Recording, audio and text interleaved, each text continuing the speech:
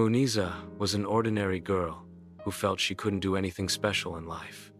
She would leave every task unfinished. Studies, sewing, painting, even a diary. One day, while cleaning, she found a closed drawer of her grandmother's old table on which a paper was pasted.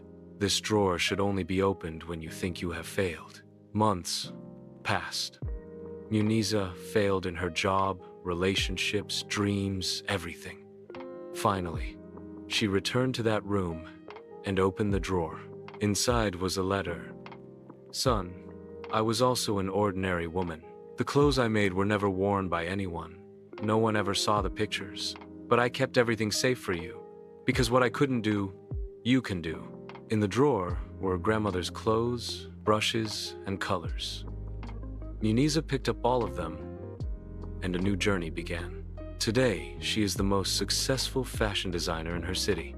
Lesson: what seems useless is the real treasure, just knowing how to open it at the right time.